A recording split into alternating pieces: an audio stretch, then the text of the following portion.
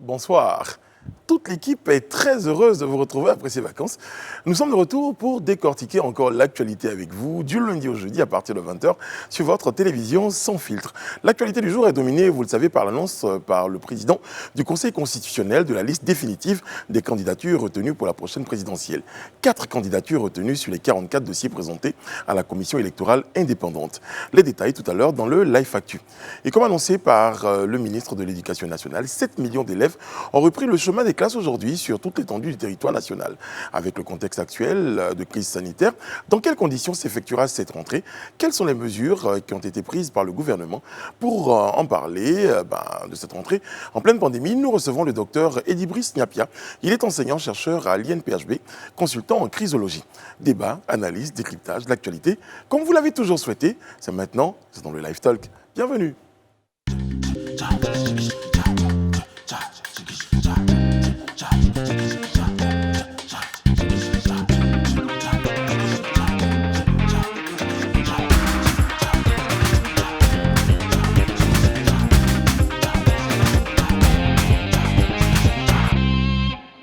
Oyez, oyez, et je le dis avec toute la vigueur dans la voix, pour dire qu'on est très très heureux de vous retrouver, l'équipe surtout, elle est au complet, hein, parce qu'il y a au complet, au grand complet, donc on va retenir, elle est au complet. Serge Kouachi, bonsoir. Bonsoir, Brice. Bonsoir, content de vous retrouver. Bien les vacances? Très bien. Très bien. On va dire très bien. Donc il y a complet, grand complet, il y a bien et très bien. Non, Superlatif. En fait, c'est le mot vacances en fait qui m'a un peu perturbé, congé même encore moins. Je dirais break. Break. Ouais. Voilà. D'accord. Ça se prête bien. D'accord. Break for you également, Réana, si bonsoir. Bonsoir. Bon, Ouais, un break. Un break. Bon break? Bon break, assez Good. reposant, je dirais. Peut-être un peu court quand même, faut le dire. Un peu court. Mais on revient en forme et puis on est prêt, on est d'attaque. Edith Brou. Break. Yeah. Good break. Je dirais même give me a break. Give me a break. Encore. Ça n'a absolument.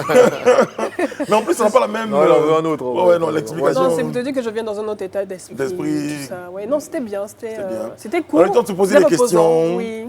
On a le temps de se Remise remettre en question. Tu vois, oui. De répondre à des questions. Exactement. De préparer les questions. Des questions. Oui. Ah, j'aime bien quand il y a des jeux de mots. C'est bon, Et puis je vois, je reviens encore de façon solaire comme la première fois. Absolument, absolument, absolument. Et ça nous fait super plaisir. Sophie Aïda nous rejoindra demain, Inch'Allah. Elle sera avec nous sur ce plateau-là. Ça sera en shine.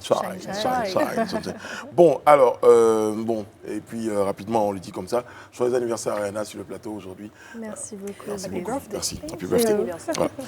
Bon, alors, l'actualité, c'est l'annonce des candidatures retenues pour la présidentielle 2020 en Côte d'Ivoire. 4 candidatures, candidats cette fois, retenus. C'est beaucoup, enfin je veux dire, c'est beaucoup. Quand on a eu à annoncer les chiffres ici en pourcentage, il n'y a pas si longtemps sur ce plateau, des candidatures acceptées et rejetées, quand on sait qu'on était dans un chiffre record sur les 44 candidatures déposées à la CEI, mais comme on l'avait dit, le Conseil constitutionnel allait trancher, on était curieux de connaître le taux de rejet, et il est historique également à 90,90%, un taux de rejet qu'on a pour cette élection, alors que voilà, ça n'a jamais été connu, puisqu'on sait très bien qu'en 2000, par exemple, on a eu 73,68% de rejet, donc 14 candidatures rejetées sur 19, 30% en 2010, 6 candidatures rejetées sur 20, 69,70% en 2015, 23 candidatures rejetées sur 32, et on bat le record cette année avec 90,90%. Et ce qui est intéressant de noter également, au vu des candidatures retenues et des candidatures rejetées, on constate qu'à part Henri Konan-Bédié, la plupart, en tout cas l'ensemble des anciens partenaires, des ténors en tout cas, et des anciens partenaires et membres actifs du RHDP, dont Mabry Touakeus et d'autres ont également été rejetés. Marcela Montano également, la plupart ont été rejetés. C'est véritablement une véritable sanction aussi au Il final. faut dire qu'au vu du nombre quand même de candidatures qui avaient été déposées, on s'attendait peut-être à avoir un taux de rejet un peu moins que celui-ci en tout cas. Et puis on se dit qu'il y a quand même le critère, donc le petit critère des parrainages qui a dû jouer pour beaucoup. Dans les Vous parliez tout à l'heure de sanctions, j'ai eu envie de vous demander pourquoi vous dites sanctions. Non, ce n'est pas dans un but de... On va dire que c'est un abus de langage, c'est clair, mais c'est important de le noter. Ouais. C'est-à-dire que la plupart, je pense que c'est la première fois qu'il se présentait à une élection présidentielle, Marcela Montano, Mabry Touakeuse, et au final, malheureusement, ils n'ont pas atteint les critères demandés. Sinon pas tous. Et pour les autres, justement, Voilà. est-ce que vous établissez un rapport entre le nombre record de candidatures dont on a parlé sur le plateau et le nombre record de candidatures rejetées, Le nombre record de candidatures rejetées. déposées et rejetées? Oui, on va Parce dire qu'on ça. avait dit De que toute cette façon, année, il y avait un plus grand nombre de Tout à fait, il y candidatures. en Tout à avait fait, 44. hein, ouais. Et c'est clair que, on était, je me rappelle, quand je disais sur ce plateau, on attendait de voir la décision du Conseil constitutionnel parce que j'étais presque convaincu qu'on allait rentrer également dans un rejet record. Et c'est exactement ce qui s'est passé. Allez, on termine sur ce quatuor. Donc ces quatre, ces quatre principaux. Et acteurs notons de également, il y a une candidature indépendante, donc celle de KKB, qui est la seule, en tout cas, candidature indépendante retenue pour... Et je pense le plus jeune aussi. plus jeune aussi, c'est relatif, mais plus jeune aussi par rapport aux autres ténors, aux trois autres ténors qui se présentent. Et n'oublions pas également que l'ensemble des candidatures féminines ont été rejetées. Je m'apprêtais justement à en parler avec vous, Edith. Donc, Vas-y. les candidatures féminines ont été rejetées. On en a longuement parlé sur ce plateau de la présence féminine sur les plateformes politiques de ce pays-là. Vous avez beaucoup de regrets, je le pense tout comme nous d'ailleurs, c'est partagé. C'est à se demander pourquoi. Mais il y a des raisons, hein. Les raisons. Les raisons ont été annoncées en tout cas par le Conseil Du constitutionnel. moment qu'on n'atteint pas certains des critères, donc par exemple, lorsque le quorum de 1% de l'électorat dans chaque région n'est pas atteint, malheureusement, 17, oui. lorsque le dépôt de la caution n'est pas effectif, on a vu que certains même ont déposé des chèques sur des comptes, des chèques barrés, Sur sur des des comptes comptes qui fermés. n'existaient plus, des comptes qui ont été fermés. Ça pose Pour certaines candidatures, certaines peut-être légèretés. une petite question Oui. au niveau de, comme vous le disiez un de ces jours sur ce plateau, au niveau de la puissance des partis de ces dames-là. Parce que généralement, on a tendance à croire que les candidats y vont avec leur propre argent, alors qu'en principe, ça devrait être l'argent du parti. Je veux dire, c'est des cotisations au sein du parti. En tout cas, il faut retenir, Serge, Edith et Rayana, que les grands absents pour cette candidature, en tout cas les rejetés pour cette décision, on citera Laurent Gbagbo, Mamadou Koulibaly, Guillaume Soro, voilà. Mabry Touakeuse aussi, Touakeuse n'oublions aussi, pas. on en parlait Yamien tout à l'heure. Konan également. Oui. Et en ce qui concerne Guillaume Soro et Monsieur Laurent Gbagbo, leur rejet, c'est pour non-inscription sur la liste électorale. Donc voilà. Aucune voie de recours est possible pour eux en ce qui concerne cette décision du Conseil constitutionnel. On dit qu'il est irrévocable, insusceptible de recours. Même s'il y avait une intervention du président de la République, ce ne serait pas possible. Bon, alors, en fait, à ce moment précis, on s'est tous retournés pour regarder Edith. Moi, je marque une petite pause. Ça n'avait pas été fait avant parce que c'était. Je recherchais dans ma tête un petit jingle spécial, annonce, ça n'a pas été fait. Donc le jingle, le live actu va intervenir maintenant, dans un court instant. Maintenant, le jingle live actu. Je l'ai fait exceptionnellement pour la rentrée, rassurez-vous. Bon, alors, malheureusement, ces manifestations de rue, en tout cas, certains ont repris. C'est ça. Alors, c'est la reprise des manifestations. On a pu le constater aujourd'hui, notamment, par exemple, on va parler de Bangolo, donc, qui est une ville de l'Ouest dans laquelle on a pu voir des tables, des pneus, des poubelles qui ont été étalées justement pour barrer certains chemins. On a pu voir un véhicule contenant du bauxite qui a été brûlé, donc calciné. Et puis, on a aussi pu observer quand même le siège de la CEI quand même, qui a été saccagé. Et donc, c'est la reprise des manifestations. Alors, à Yopougon, notamment, ce qui a fait le buzz sur les réseaux sociaux, c'est justement cette manifestation-là, où on a pu apercevoir des individus en train de vandaliser et de calciner encore une fois un bus, donc un véhicule de transport de la Sotra. C'est pas nouveau, c'est quelque chose qui était déjà arrivé. Une enquête avait été ouverte. On n'a pas eu de suite jusque-là. Et pareil, ils ont barré les routes à l'aide de tables, de pneus, de poubelles et tout ça. Et la manifestation a commencé à partir de 8h. Vers 8h30, on a eu quand même des pompiers qui sont arrivés sur le lieu.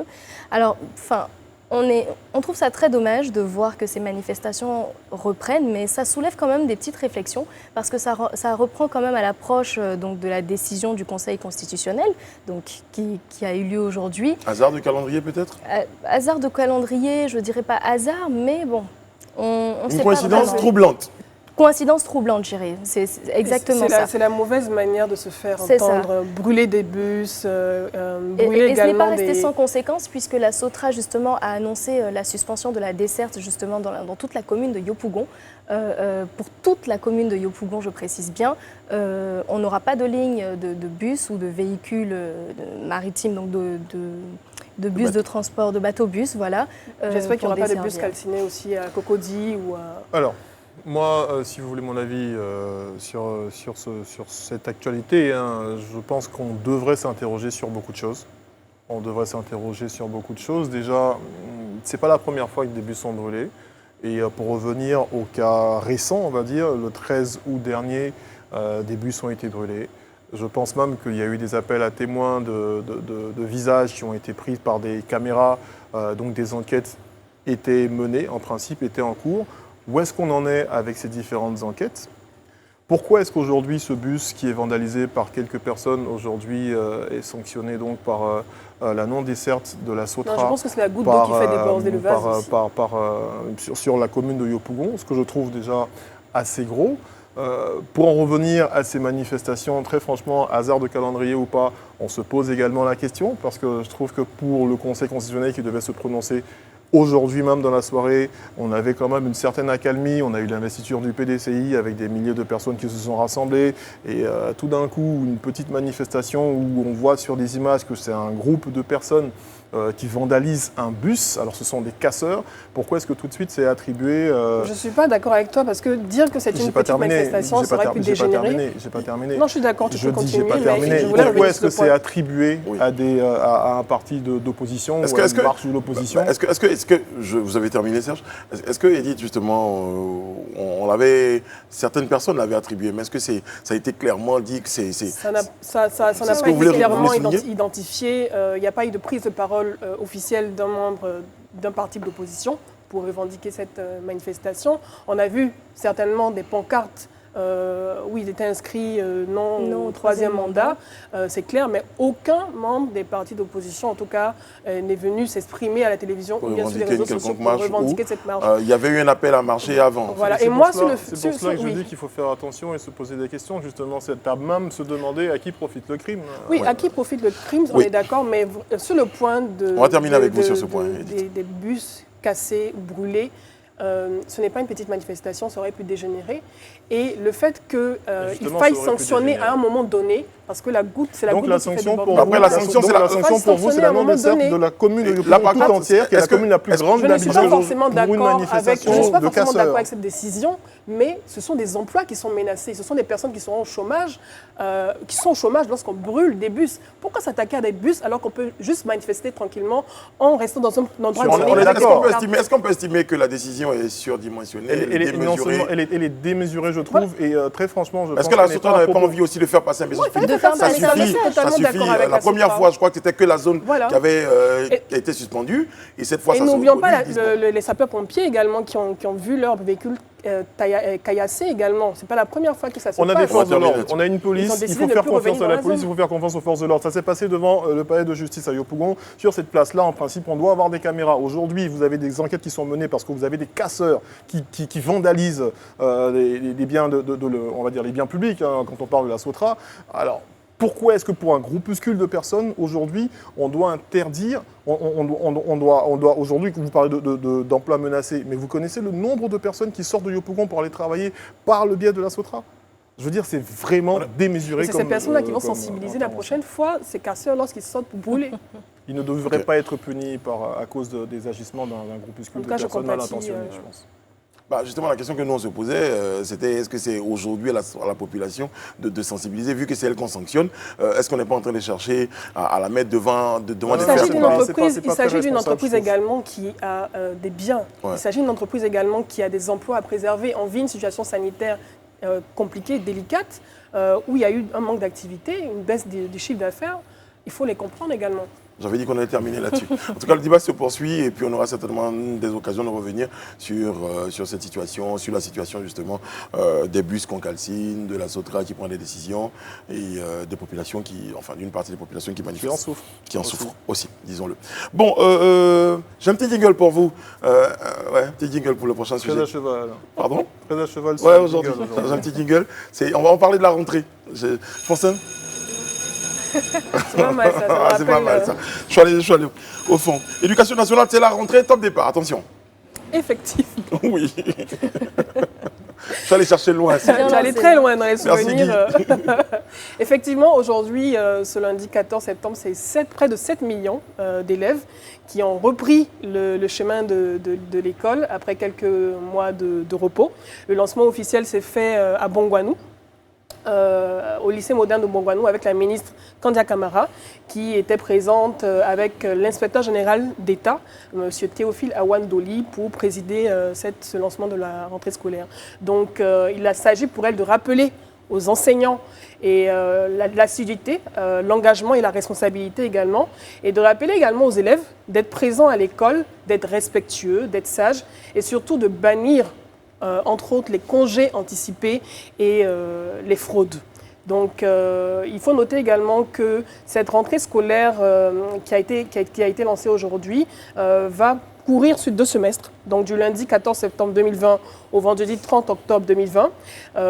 Les enseignants vont procéder à la remise à niveau des élèves, soit 8 semaines de cours au total. Et il faut noter également les investissements qui ont été prévus pour cette rentrée scolaire. Donc on note le recrutement exceptionnel de 1211 conseillers pédagogiques du préscolaire et du scolaire et de 400 encadreurs pédagogiques du secondaire. La poursuite de la gratuité avec la distribution prévue de 5 millions de kits scolaires d'environ 10 milliards de francs CFA dans les établissements d'enseignement primaire et scolaire. D'accord. Quand on retient, c'est la rentrée, top départ, il y a une première période, moi, je me il y a une période de mise à niveau. Pour déposer quelqu'un à l'école, j'ai senti passer. Mais nous également, quand on arrive à la télé ce matin. On est repassé au semestre, alors qu'à l'époque, oui, on est repassé au semestre. Donc voilà. Donc une période de remise à niveau. De remise à niveau de 8 semaines. Voilà, et puis il y a les semestres maintenant. Exactement. On va le retenir. Bon, rapidement, l'international, je vous donne l'information, on parle du Mali. Eh bien, c'est le rejet de la charte par la transition par le M5 RFP. Bon, alors déjà, à l'issue de 3 jours de discussion et de concertation, notons qu'une charte a été adoptée. Cette charte prévoit une transition de 18 mois, charge donc un comité formé par la junte de désigner un président civil ou militaire. Attention, j'insiste, civil ou militaire pour la transition. Sauf que, au niveau du M5, on estime que non, au niveau de la charte, il était dit dans les discussions, dans les consultations, il souhaitait que le président et son vice-président soient civils et non civils ou militaires. Donc, voilà, on dit comme ça. Et sur le M5, au lieu d'un civil ou militaire, je disais, le choix majoritaire lors des consultations est d'avoir un civil. Bon, pour M. Maïgaï, c'est le président du comité stratégique du mouvement du 5 juin, il estime que la junte veut confisquer tout simplement le pouvoir. Voilà. Et donc, il y a de l'eau dans le gaz déjà, ouais. En termes d'entente entre la junte et les différents la société civile. Voilà. Confiscation du pouvoir par la junte militaire, en tout cas c'est ce que craint le mouvement du M5. Est-ce que c'est à craindre ou pas, la question reste posée, mais moi, si vous voulez mon avis sur la question, je pense que les militaires doivent être en caserne et les politiciens doivent faire la politique. Bon, il peut s'avérer que les militaires sortent, mais pour remettre des civils au niveau de la politique, les laisser faire de la politique. Les militaires ne doivent pas se mêler de la politique. Ça, c'est mon avis à moi et ça n'engage que moi. Ça, je suis totalement d'accord avec je termine par cette réunion qui aura lieu demain. Ils vont faire comme nous. Il y a un sommet extraordinaire donc, des chefs d'État et de gouvernement de la CEDEAO sur la situation au Mali qui va se pencher un tout petit peu sur la situation. Et puis nous, on aura l'occasion de faire un peu le point à nos téléspectateurs. Voilà. Bon, on va tout de suite pour le micro-trottoir. Absolument. Avec votre permission. Fin de vacances pour les élèves du primaire et du secondaire. Les élèves ivoiriens sont retournés aujourd'hui à l'école, on en parlait tout à l'heure, en pleine crise du coronavirus, il y a moins d'un mois des prochaines élections. Comment les parents d'élèves perçoivent-ils le retour de leurs enfants sur les tables bandes? Nokana Palika et Gauthier Hué sont allés leur poser la question. À cette période de rentrée scolaire, d'élections et de Covid-19, vraiment, moi, je n'ai vraiment pas d'inquiétude. Mon enfant va à l'école, l'inscrit à l'école, il est inscrit. Aujourd'hui, il s'en va à l'école, il va à l'école. Je ne veux pas dire comme une élection, donc il faut rester, que je vois d'abord qu'est-ce qui va se passer. Non. La Covid, les élections, ne sont pas un problème pour la rentrée scolaire. La seule et unique difficulté actuellement, c'est les finances. Parce que là, moi, je n'ai pas d'argent. Un rond, je n'en ai pas. Comment scolariser mes enfants? J'ai une fille, mais j'ai 5 personnes à ma charge. Comment je vais? Je ne sais même pas où mettre la tête. Pour le Covid-19, les mesures barrières ont été inculquées aux enfants. Donc, ils sont prêts à ça. Mais seulement, ce qui fait peur aux parents, c'est cette période préélectorale. Voilà. Parce que les parents ont peur de ce qui va se passer avant les élections et après les élections. Jusqu'à eux-mêmes, ils se sont donné une date de la rentrée. Ils ont décidé comme ça que la rentrée, c'est le 4 novembre. Bon, allez-y voir quelque chose. Donc, c'est la peur qui entraîne tout ça. Par exemple, à Bonofla, où je suis enseignant, les recrutements au CP1 ont été négligés. Il n'y a pas eu plus de 5 élèves inscrits recrutés au CP1. Il y a plus de mesures barrières pour protéger les enfants. Donc, je pense que même avec la Covid, les enfants peuvent partir à l'école. Il y a les cache-nez, il y a le lavage des mains, tout et tout. Donc, il n'y a pas trop de problèmes à ce niveau, mais c'est plus les élections qui sont, moi, ma crainte. Donc, je préfère faire l'inscription et puis prendre des professeurs pour faire des cours à domicile. À partir de janvier, je pense que ça sera plus calme. Ils pourront partir à l'école et puis ne pas perdre l'année scolaire. Donc, ils vont suivre les cours à la maison. Pour cette rentrée scolaire, moi, j'ai déjà inscrit mes enfants. Donc, on n'a rien à craindre. De toute façon, c'est Dieu qui nous protège. Donc, il n'y a pas de problème. Covid-19, élections, tous ces mouvements-là, bon, la sécurité est là, il y a les forces de l'ordre qui sont là. Donc, pourquoi avoir peur? Les élections vont bien se passer. Moi, je n'ai pas encore inscrit mes enfants. Avec voilà, les troubles à l'horizon, les on dit, alors vraiment tout le monde se méfie. Tout le monde, on regarde et on est méfiant en cet instant. On parle de demain, mardi, la proclamation de la liste des candidats. Tout le monde est méfiant pour voir ce qui plane à l'horizon. Je crois que notre téléspectateur a besoin Une mise à jour. d'une petite mise à jour. Bah, ça a été fait aujourd'hui. Mais il faut reconnaître que les Ivoiriens sont un tout petit peu inquiets. Ils sont en tout très cas, inquiets. ils ne vont pas à cette rentrée scolaire avec toute la sérénité Ils prennent requise. d'ailleurs cette rentrée scolaire avec des pincettes. Ouais. Et on, Vous comprend disiez bien l'expression. on comprend bien le sentiment général quand on voit un peu les situations dans lesquelles on se trouve. On a eu quand même un confinement qui est parti de mars à maintenant. Donc la reprise sera très difficile et pour les enfants et pour les parents justement. Aussi pour les Mais enseignants. à un moment, il faut qu'on reprenne, il faut qu'on apprenne à s'adapter à ce rythme. Et c'est vrai que quand même, dans pas longtemps, on aura des élections qui font parler d'elles. On voit déjà des manifestations comme on en parlait dans le Live Actu. Et il y a de quoi un peu s'inquiéter, mais j'ai envie de dire qu'on peut rester positif. On voit bien que les parents quand même s'organisent de leur côté. Hein. Certains envoient même leurs enfants au cours à domicile, donc ne prennent même pas le risque. Donc, on voit que chacun fait sa petite organisation sans forcément faire confiance à ce que l'éducation nationale Certains prévoit. parents dans le reportage ont dit que leur rentrée scolaire à eux, en tout cas ça sera le 4 novembre pour certains, en janvier pour certains, ils sont inquiets. Il y a une véritable psychose au niveau des parents, mais je pense même des enseignants. Je suis certain que le niveau d'absentéisme chez les enseignants sera assez élevé pour cette rentrée scolaire. Donc il faut tenir compte de ça. Les Ivoiriens sont inquiets. Malheureusement, aujourd'hui, on a eu droit à des manifestations, des échauffourées qui ne sont pas faites pour rassurer les parents d'élèves de laisser leurs enfants aller à l'école. Le jour de la rentrée. Et c'est surtout que si la Sotra ne lève Ne peut pas pas son... desservir, oui. Voilà, pour l'instant, on est sûr qu'on n'aura pas des élèves de Yopougon à l'extérieur du Yopougon. Voilà, je voulais le dire, et je l'ai. Gros problème, hein. Très Voilà. franchement, il faut que cette société-là, moi je reviens dessus, il faut qu'il revoie cette décision qui sanctionne toute la commune de Yopougon où il y a, on le rappelle, presque 2 millions de personnes qui vivent. C'est quand même énorme. Notre invité, justement, est enseignant-chercheur à l'Institut national polytechnique Houphouët-Boigny et consultant en chrysologie. Il est également écrivain, auteur de l'œuvre « Le système éducatif que la Côte d'Ivoire mérite ». Avec lui, nous allons parler de la rentrée des classes durant la crise du coronavirus. Le docteur Eddy Brice Niapia est avec nous sur le plateau. Bonsoir, docteur. Bonsoir. C'est très bien que pour la rentrée, j'ai un homonyme comme invité. Très, très bien. Merci. Alors, docteur, à l'occasion de la dédicace de votre ouvrage, qui est, je disais tout à l'heure, intitulé « Un système éducatif que la Côte d'Ivoire mérite », eh bien, vous releviez que le système éducatif ivoirien est en panne et qu'il faut le réanimer. De quoi il souffre, le système éducatif? Le diagnostic, bonsoir à tous. Bonsoir. On va aller droit au but. Le diagnostic est clair. On en parle, tout le monde le sait. Le système éducatif a 4 problèmes structurels. Des problèmes structurels infrastructurels.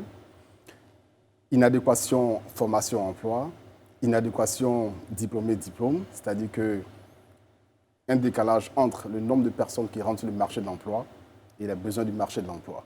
Donc voici en gros les problèmes dont souffre on griffe le système éducatif ivoirien. On aura l'occasion de développer. En tant qu'enseignant, qu'est-ce que vous avez à reprocher concrètement au contenu des formations proposées par le système éducatif ivoirien?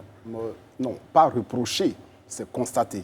Parce que l'enseignant n'est pas celui qui conditionne ou bien qui fournit le contenu. Je vous donne un exemple très simple. Vous prenez les titulaires du BTS en gestion commerciale. Aujourd'hui, ils ne font pas de e-marketing, ils ne font pas de e-commerce. Aujourd'hui, ceux qui recrutent le plus, c'est dans le domaine des NTIC. Donc, il va sans dire que tous ceux qui vont partir, bien entendu, sont bien formés, mais ils seront handicapés sur le marché de l'emploi. Est-ce que vous avez des chiffres quand vous parlez de recrutement? Des recrutements, en Côte d'Ivoire, on sait que chaque année, on a 75 000 diplômés, chaque année, pour 13 000 emplois disponibles. Donc, ça fait 62 000 emplois à créer chaque année. Et l'impact, ce sera le concours de la fonction publique. Je prends le concours le plus adulé, qui est le concours du CAFOP. Chaque année, lorsqu'on a 5 000 places, on a 75 000 candidats. Pour l'ENA, on a 400 places, on a 100 000 candidats. Donc vous voyez la différence. Et surtout l'attrait qu'a, n'est-ce pas, les étudiants pour ces concours-là. Alors, on est en train de parler du contenu, justement, de la formation, mais pour parler même de ce contenu, il faut déjà que la formation se fasse. Alors, on remarque quand même que depuis plusieurs années, des grèves répétitives viennent, donc ça concerne le primaire, le secondaire et même le supérieur.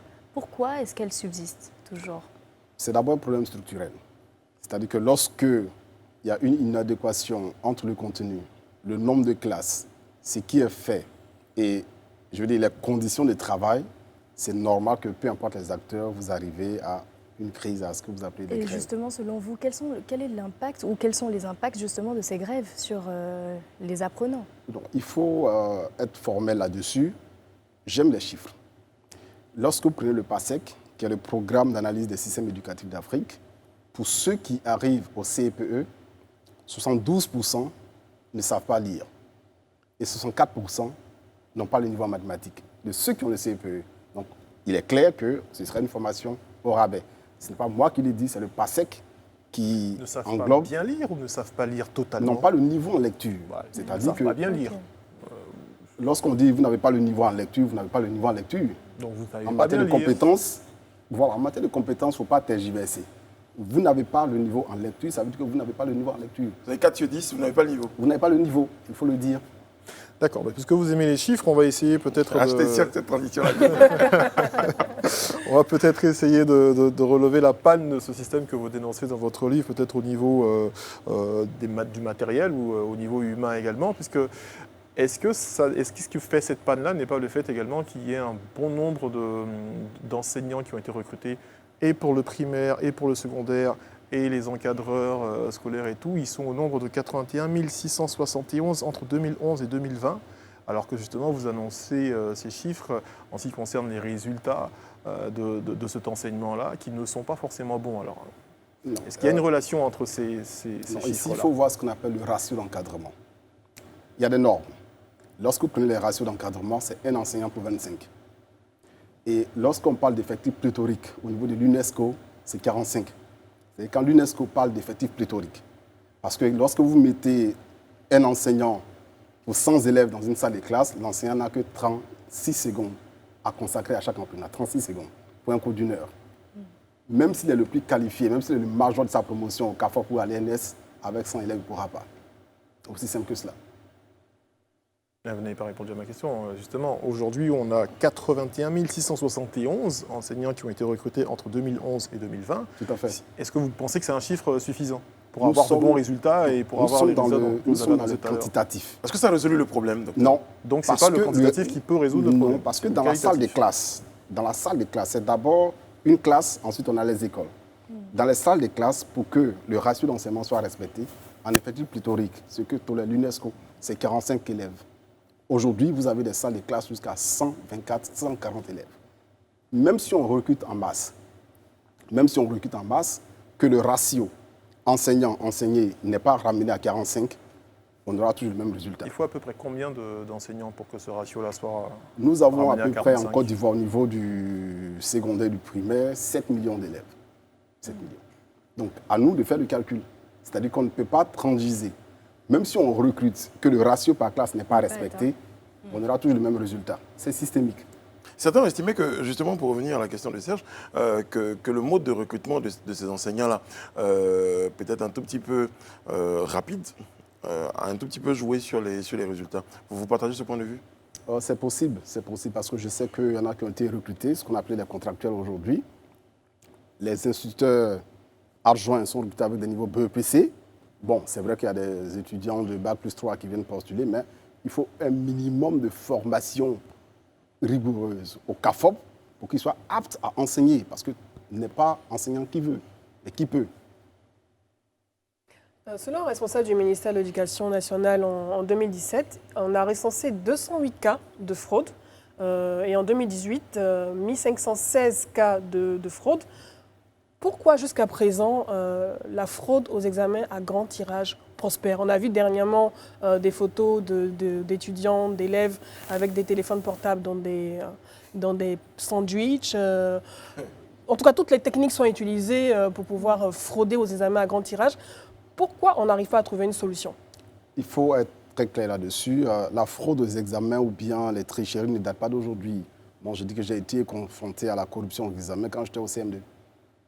Au CM2, mon père était éducateur, directeur d'école, et on m'a demandé, mais pourquoi est-ce qu'on ne s'occupe pas de lui? S'occuper de lui, c'est-à-dire que payer un surveillant pour venir montrer en griffe à l'élève. Donc, c'est vrai qu'avec les réseaux sociaux, on est plus informé de ce qui se passe, sinon ça ne date pas d'aujourd'hui. Mais depuis 2015, il y a eu énormément d'investissements, en tout cas de la part de l'État, au niveau du budget qui est alloué à l'enseignement, à l'éducation. On a eu également la rémunération aussi des enseignants, si je ne me trompe pas, qui a été également améliorée pendant cette période, avec beaucoup de réformes qui ont été appliquées. Pourquoi jusqu'à présent, malgré toutes ces réformes, malgré ce budget qui a évolué au niveau de l'enseignement national, pourquoi on n'arrive pas à résorber, en tout cas un tant soit peu, les cas de fraude? Le budget de l'éducation, c'est 1333 milliards. Mais il faut dire qu'à l'examen, le surveillant a un double employeur. C'est-à-dire que les primes qu'on lui verse pour être surveillant par l'État, mais également les élèves se cotisent. Et souvent, ce montant est plus consistant que ce que l'État donne. Les élèves se cotisent, c'est-à-dire... Ce sont les élèves qui corrompent. Oui. Ah, pendant les examens, Pendant les examens. Vous avez vécu ça en tant qu'enseignant? Pas vécu, j'ai des preuves, des captures WhatsApp, où des élèves se cotisent 5 000 francs par tête pour payer le surveillant. C'est-à-dire que le surveillant ne surveille pas les élèves, mais il surveille le secrétariat pour qu'ils puissent mieux tricher. Mais quand vous avez reçu ces informations, comment vous les avez traitées? Est-ce que vous avez joint qui de droit pour dénoncer cela? Non, justement, c'est ce que vous constatez. Quand le ministère dit qu'il y a eu 1500 cas de fraude, c'est de ça qu'il s'agit. Ce sont les chiffres. Ce sont les chiffres. Parce que, et pour tricher aussi, André, il faut être un peu intelligent. Lorsque vous avez 20 copies conformes, mon village s'appelle André Taki Salécro, tout le monde met la même chose, c'est ce qu'ils ont triché quelque part. Donc ils ont le même fournisseur. Je sais qu'à Bobo, il y a un enseignant qui a sauté d'un bâtiment qui a fait se faire tuer parce qu'il s'est fait prendre. Donc c'est tout un réseau parallèle en griffe qui s'est créé pour la fraude. C'est-à-dire que les méthodes se sont améliorées en fait. La responsabilité vient des élèves et des parents? Des élèves d'abord, parce qu'il faut le dire, aucune entreprise ne va former quelqu'un qui est tricheur, mais qui se forme au rabais. Mais comme je l'ai dit, c'est le résultat de quelque chose. Ils sont formés peut-être dans des conditions pas optimum. Donc, à la veille des examens, il n'y a pas d'effort à faire en tant que tel, puisqu'on sait qu'on aura un réseau, ce qu'on appelait les bacs WhatsApp, les BTS SMS. Donc, notre cerveau n'arrive plus à retenir. Donc, une partie de notre capacité de rétention est stockée dans le téléphone. Donc, il faut forcément le téléphone pour que je puisse travailler. Mais justement, on parle de fraude. Mais on avait vu le 17 août dernier certains élèves qui étaient allés manifester au plateau en disant qu'ils avaient été accusés de fraude alors que ce n'était pas le cas. Je dois trouver un petit sourire quand même, quand vous le dites. Oh oui. Alors, quelle lecture vous faites de cette sortie? Moi-même enseignant. Ce n'est pas parce qu'on ne vous a pas appris. Ce n'est pas parce qu'on ne vous a pas appris que vous n'avez pas triché. Je ne suis pas dans le secret des délibérations, mais je sais que lorsqu'on met fraude sur votre copie, soit vous avez des copies conformes, c'est les mêmes mots, ou bien quelqu'un qui écrit une citation et il reprend et laisse la place pour le titre. Mais si on prend le cas des sciences exactes comme les mathématiques, on peut très bien avoir les exactes mêmes réponses sans avoir triché. Je n'ai pas les statistiques matière par matière, mais lorsqu'on met généralement fraude, il y a des preuves de fraude que peut-être le parent ou bien l'élève n'a pas. Maintenant, s'il peut tenter un procès, au procès, on verra. Il y a possibilité de faire appel? Je n'ai pas cette information, mais je sais que lorsqu'on met fraude, il y a effectivement fraude. C'est quand même incongru comme situation, en tout cas, de voir des élèves qui se plaignent, qui manifestent parce qu'on les a attrapés pour fraude. En tout cas, ça prouve vraiment... Non, parce qu'on ne les a pas attrapés sur les faits. Mais parce qu'ils se sont rendus compte par la suite. Il y a des feuilles où l'élève va te dire, monsieur le correcteur, voici pour moi avec un billet de 5 000 francs à l'intérieur. Wow. Vous avez vécu ça, vous? Vécu, pas vécu, mais vu avec des preuves, des images à l'appui. Vous semblez, depuis le début de vos propos, jeter la responsabilité et sur les élèves et sur les enseignants, mais qu'en est-il de celle des parents? Est-ce que vous pensez que c'est des responsabilités partagées? Je ne crois pas ou bien je ne pense pas qu'un parent enseigne la fraude à son enfant. De mémoire, en tout cas, comme moi je passais le CEP, oui. Il y a quand même quelques années, je me rappelle bien qu'il y avait des policiers, des gendarmes partout dans le centre, mais c'est des parents qui, à un moment, le mot avait été lancé, on disait que le pétrole était en train de couler, donc c'est des parents qui couraient partout dans les salles pour passer des feuilles aux examinateurs qui les passaient aux enfants. Donc là, vous avez plus d'informations que moi. Ce pas des situations que vous avez vécues? Non, moi, je n'ai jamais été dans un centre d'examen. Les parents ont demandé d'aider leur enfant, parce que c'était ça. Non, ça, je l'ai vécu. Quand je l'ai vécu, j'étais dans une salle d'examen où mon père avait donné l'instruction ferme de ne pas me toucher. Mais je voyais des gens qui ont montré 2 ou 3. Vous imaginez bien que ces enfants-là aussi... Et ça, j'étais au CM2. Ces enfants-là, quand ils laissent de l'argent dans des copies, ils ne travaillent pas. C'est de l'argent qui vient des parents. Bien entendu. Comment peut-on lutter concrètement contre la fraude? Au niveau, je pense qu'aujourd'hui, les méthodes ont évolué avec des détecteurs de métaux. Si on arrive à détecter un téléphone portable qui est caché dans un sandwich, c'est qu'au moins il y a un effort qui est fait pour détecter ce portable-là. Donc il faut sévir et il faut que les sanctions soient plus sévères. On n'a pas vu le cas d'enseignants qui ont été sanctionnés Peut-être qu'on n'en parle pas assez, mais je sais qu'à Bangourou, oui. Il y a un enseignant, et même au début des épreuves, un enseignant d'EPS qui a été pris, qui a été présenté. EPS. Donc il y a un peu tout le monde. Il y a responsabilité des parents, de certains parents, responsabilité des organisateurs. Parce que quoi qu'il en soit, si les épreuves fuitent, c'est parce que peut-être qu'il y a une certaine négligence à un certain niveau, et puis les élèves eux-mêmes qui enchérissent. On parlera tout à l'heure de... On a eu le diagnostic tout à l'heure, docteur. Vous avez présenté les causes pour lesquelles on a besoin de réanimer. Nous abordons à présent le volet des propositions pour améliorer ce système éducatif en Côte d'Ivoire. Alors, docteur, en tant qu'enseignant, en tant qu'acteur du système éducatif, qu'est-ce que vous pensez qu'on peut mettre en place, le gouvernement et puis certainement d'autres acteurs, pour rendre plus compétitif ce système-là? Ok, je pense que même c'est le thème de l'année, école résiliente, compétitive. D'abord, au niveau du primaire, il y a des matières, par exemple, qu'on doit ajouter pour développer les compétences relationnelles chez l'enfant. Il faut non seulement veiller à ce que les enfants ne soient pas trop entassés dans la salle de classe, veiller à limiter au maximum à 40. Ça va générer des frais, il y aura peut-être des surplus à payer, mais il faut veiller à cela. Ça sera déjà un grand début au niveau du primaire. Veiller à ce que la dictée, comme on faisait la dictée, revienne. Parce que sans un minimum de compétences en dictée, la base est ratée. Donc il faut revenir aux fondamentaux de l'enseignement au niveau du primaire. L'emploi, et ça je l'ai dit, le recrutement doit être plus rigoureux. Parce que tout part du recrutement. L'école, c'est un système, c'est comme une économie circulaire. C'est ceux qui sortent qui vont former les autres. C'est au niveau du primaire. Au niveau du secondaire, et là... Pardon, docteur, je vous arrête un tout petit peu pour le primaire. Est-ce qu'au niveau de l'âge, il n'y a pas quelque chose à voir?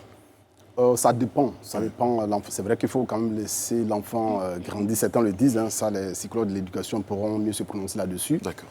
Mais à partir de 3 ans, 3 ans et demi, il y a des enfants quand même qui ont la capacité d'assimiler un certain nombre de choses. D'accord. Voilà.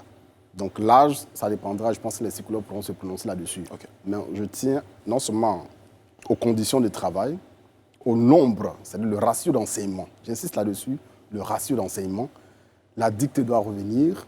Il y a certaines matières qui ne sont pas utiles pour un enfant du primaire.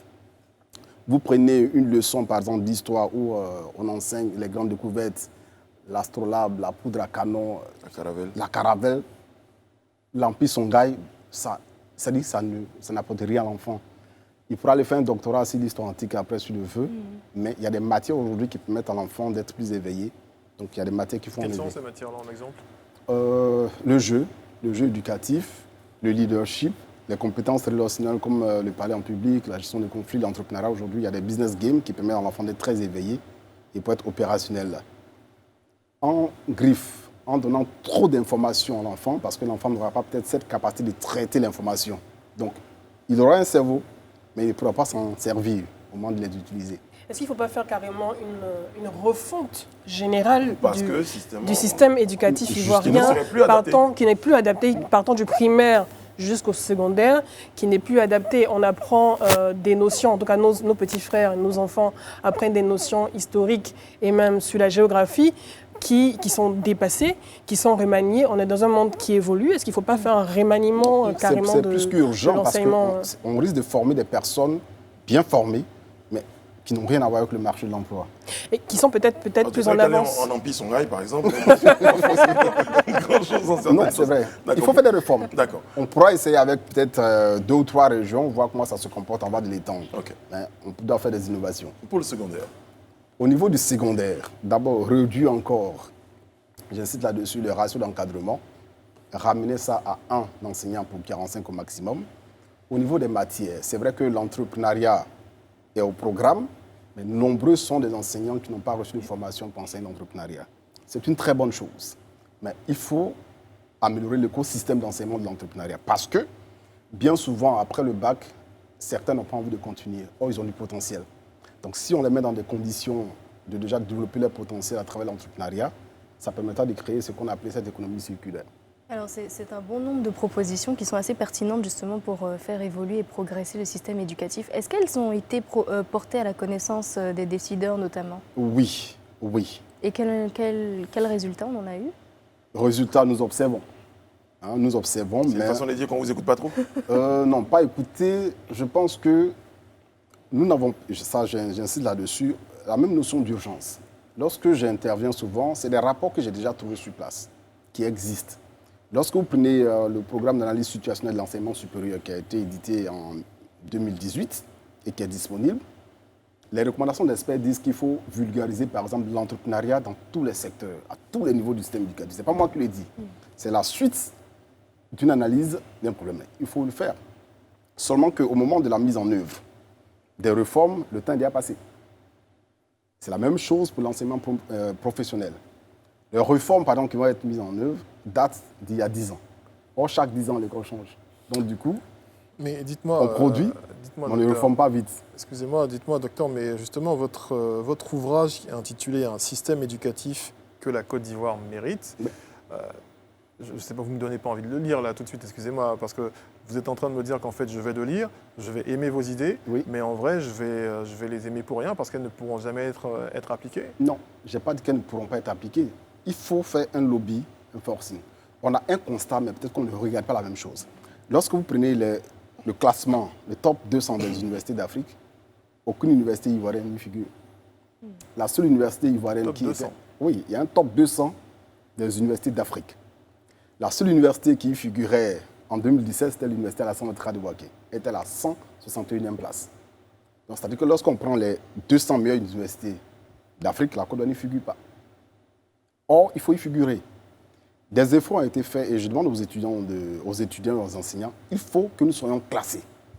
Parce que l'éducation, c'est aussi un label, c'est aussi un levier de développement d'une nation.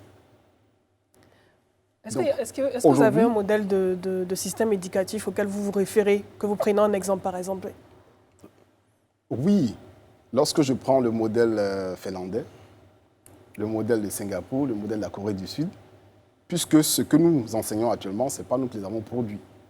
Aucune nation, et ça j'insiste là-dessus, ne donnera une âme sophistiquée à une autre pour combattre. Il en est de même pour un système éducatif. Vous souhaitez qu'il soit plus adapté à nos réalités? Adapté à nos réalités, plus concret, c'est ce que j'appelais le Problem Solving Education System. Vous êtes surtout en train de dire qu'il est biaisé depuis la base. Il est biaisé depuis la base. Quand vous prenez 80% des diplômés en Côte d'Ivoire, au niveau du supérieur, ont des compétences inutilisables sur le marché de l'emploi. Ce n'est pas moi qui l'ai dit, c'est une étude qui a été commanditée par l'OIF et le CREMIT. Ce n'est pas moi qui l'ai dit. Quand vous prenez le concours de l'ENA et que vous avez 400 places pour 100 000 candidats, vous prenez un concours de CAFOP au niveau BEPC, vous avez 5 000 postes pour 75 000 candidats. Mais pourquoi 75 000 candidats sont obligés de venir passer un concours de niveau BEPC? Il y a des questions en tout cas qu'on se pose. Alors moi j'en ai une pour vous, docteur, pour terminer cet entretien. On est en situation de crise, vous êtes chrysologue. Aujourd'hui, l'école dans cette situation préélectorale, comment vous la voyez? L'école doit jouer son rôle parce que c'est l'école qui doit éclairer la société. D'abord, nous devons agir pour mettre fin aux congés anticipés déjà, parce que de par ces congés anticipés, d'autres également peuvent venir s'y ajouter. Donc nous allons entreprendre également des tournées, demander aux élèves, la date de fin de congé, c'est cette date-là. Il ne faut pas se mettre en congé déjà. Parce que l'école, c'est un peu comme le sang qui circule dans le corps pour la société. Si l'école est malade, la société sera malade. Comment vous appréhendez ça pour la suite? L'école n'a pas encore commencé. Je sais qu'il y a 2 semaines de révision qui sont annoncées. Il faut saisir cette période-là pour déjà poser des actions, pour anticiper. Voilà. Okay. Nous sortons des crises, nous rentrons en crise. On sort du Covid, les mesures ont été prises. Bon, ben, on observe pour voir. Un système éducatif que la Côte d'Ivoire mérite. Votre ouvrage, il est disponible Oh oui, il est disponible en librairie. Plus on lira, on se comprendra. Serge, ça c'est un message pour vous. Il faut le lire. Il faut le lire. Je crois que vous avez message reçu 5 Vous avez réussi à le convaincre de lire votre ouvrage. Merci docteur d'avoir été avec nous. Vous restez là parce que pour nous, c'est un événement qui méritait qu'on s'arrête parce que notre petite fourmi adorée sur notre plateau fête son anniversaire et nous avons pensé à une petite surprise pour elle maintenant. Oui, Rayana Assi, c'est votre anniversaire. Et on a un petit gâteau pour vous quand même. Oh, voilà le gâteau. Happy birthday, Rayana Assi. Est-ce que je peux casser un papo? Oui. On dit chez nous. Vas-y. En vrai, personne sur ce plateau ne le savait. Lui, il a su dans l'oreille. Non, je le savais depuis 15 parlais heures. en début d'émission. Je me dis, on aurait pu, mais bon. Tu savais depuis 15 heures. Depuis 15 heures. Je vous remercie infiniment et je suis contente de partager ce moment avec vous. Certains n'auraient pas aimé être au travail et moi, c'est une passion que j'ai. Et je suis heureuse d'être avec ceux qui m'entourent tous les jours et quotidiennement. On va manger Je lui ton prédis gâteau. une belle. On va bien manger, oui. On On va bien Absolument, manger. absolument. Et bien surtout, chapeau à la personne qui a choisi la bougie, parce qu'en général, ça ne dure pas. Et là, tu vois tout le discours. Ça continue, oui. On souffler. Ah non, faites pas ça. C'est une qui donne ce genre de conseils. Joyeux anniversaire, Ariana. Et puis, en même temps, à tous ceux qui sont nés le même jour, toute l'équipe souhaite un joyeux anniversaire. On vous souhaite beaucoup de bonheur. C'est sur ces mots qu'on va se dire Elle au s'est revoir. éteinte. Merci, docteur. Pardon, c'était effectivement à un moment donné. Merci d'être encore plus nombreux tous les soirs à suivre ce programme. Ça nous fait énormément plaisir. On vous dit merci. Merci pour toutes vos réactions, vos suggestions sur nos pages Facebook, Instagram et les autres pages des réseaux sociaux. On se retrouve demain sur ce même plateau à la même heure avec toujours autant de plaisir. Que Dieu vous garde.